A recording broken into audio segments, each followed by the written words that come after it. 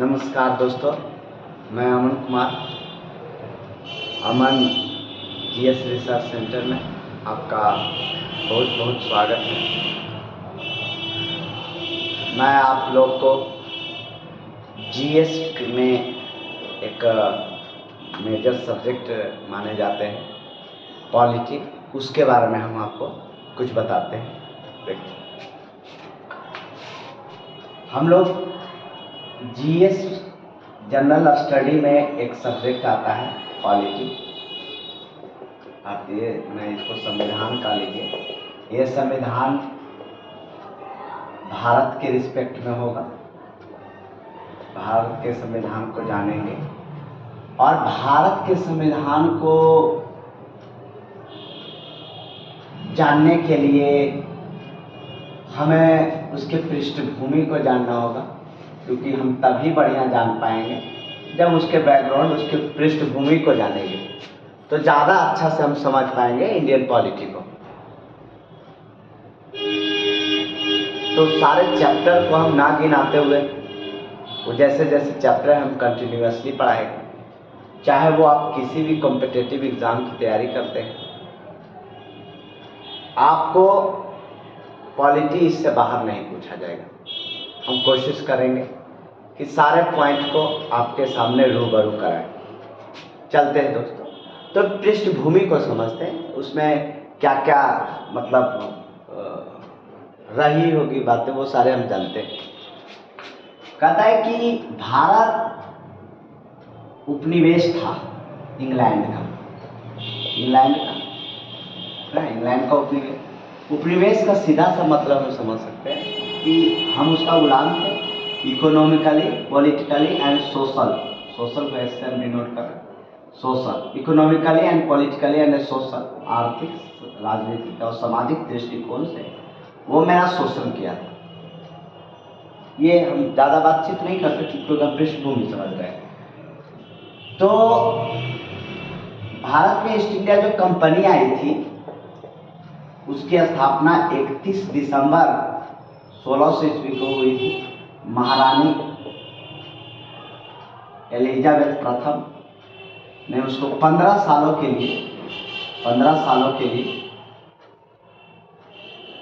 Allow किया था कि तुम पूरब में जाकर के, भारत में जाकर के व्यापार कर सकते हो। ये परिस्थितियों को देखा एवं अन्य कंडीशन को ध्यान में रखते हुए भारत में ये फूट डालो और शासन करो की नीति, फूट डालो और शासन करो की नीति अपनाया और भारतीय राजनीतिक परिस्थितियों को समझते हुए उसको अपने अधीन कर लिया, जिसमें सबसे पहले बंगाल, उसके बाद मैसूर,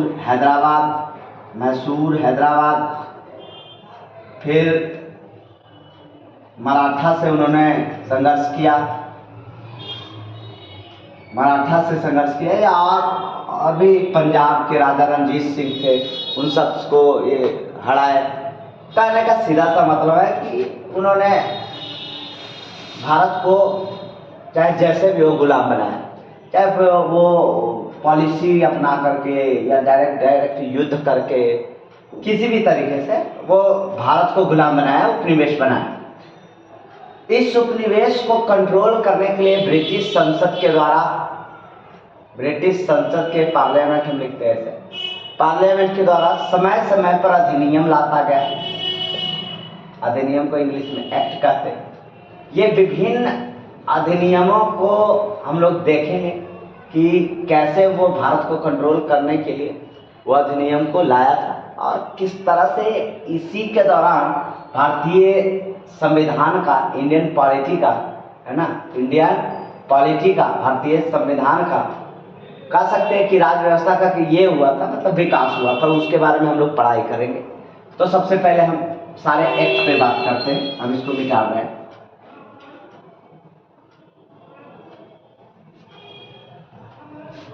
चलिए, अब हम वो सारे अधिनियम को इकट्ठा कर लेते हैं, जिसको समझ करके, जिसको हम पढ़ करके भारतीय संविधान को अच्छे से हम समझ पाएंगे और कॉम्पिटिटिव एग्ज़ाम, सिविल सर्विस विशेषता, और जो भी लेवल के A B C D जो भी लेवल के हो वो आपको GS में ये हेल्प करेगा, उस पर हम पूरा ध्यान रखेंगे।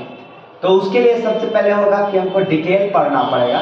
डिटेल पढ़ने के लिए चैप्टर 1 को उठाते हैं, भारतीय इतिहास, इतिहास मैंने भारतीय पॉलिटी जो है, इंडियन पॉलिटी के बैकग्राउंड को समझेंगे। बैकग्राउंड को समझेंगे। इस बैकग्राउंड को समझने के लिए हम लोग कई एक्ट्स को समझना पड़ेगा। तो सबसे पहले हम लोग पढ़ाई करेंगे 1773 का रेगुलेटिंग एक्ट हिंदी में लिखिए, इसको आप अधिनियम भी लिख सकते हैं, अधिनियम लिख सकते हैं या रेगुलेटिंग एक्ट। दूसरा, इसी को संशोधन करने के लिए 1784 ईस्वी में पिट्स इंडिया एक्ट आया। हालांकि 1786 में भी एक अधिनियम आया था, है ना, वो भी संशोधन अधिनियम मान लीजिए। और 1792 ईस्वी में, कभी 93 देता है, 93 आपका, ये प्रथम चार्टर अधिनियम आप कर लीजिए, प्रथम चार्टर, क्योंकि चार्टरों की संख्या 4 थी, मैंने अधिनियमों की संख्या, चार्टर अधिनियमों की संख्या 4 थी, मैं यहाँ लिख रहा हूँ। चलिए सर देखते हैं हम लोग। तो फिर आ जाएगा 1813 का अधिनियम, इससे 20 साल का ऐड हो गया। हम पढ़ाएंगे तो बताएंगे क्यों ऐड होगा, कहाँ ऐड हुआ और कब तक ऐड होगा ये। और 1833 में 20 साल फिर ऐड हुआ। फिर हम लोग 1853 का भारत चार्टर अधिनियम जो था वो लास्ट में हो जाएगा। 1857 के बाद एक अधिनियम आया है, उसको बोलेंगे 1858 का भारत शासन अधिनियम का लेके। फिर भारतीय परिषद का विकास हुआ, भारतीय परिषद अधिनियम, है ना, ये आएगा 1861 ईस्वी में। और 1893 ईस्वी में 92 आएगा, 1892 में वो परिषद अधिनियम का लीजिए। फिर हम लोग पढ़ेंगे 1909 का मॉन्टेग्यू चेम्सफोर्ड में मार्ले मिंटो सुधार अधिनियम, मार्ले मिंटो सुधार अधिनियम। मार्ले उस समय का सचिव था और ये उस समय का वायसराय था। उसके बाद हम लोग देखेंगे 1919 का मॉन्टेग्यू चेम्सफोर्ड सुधार अधिनियम, या शायद आपको ना दिखे, हम यहाँ लिख देते हैं। और 1800 कितना आ जाएगा, 1935 का भारत शासन अधिनियम, भारत शासन अधिनियम। अब फाइनली भारतीय स्वतंत्रता अधिनियम, ये 1947 ईस्वी में आएगा।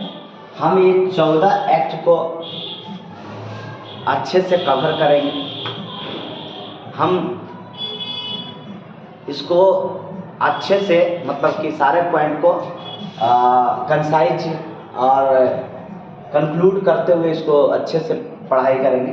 तो आज के लिए दोस्तों इतना ही रखते हैं। अगले वीडियो में हम आपके साथ मिलेंगे 1773 के रेगुलेटिंग एक्ट के बारे में।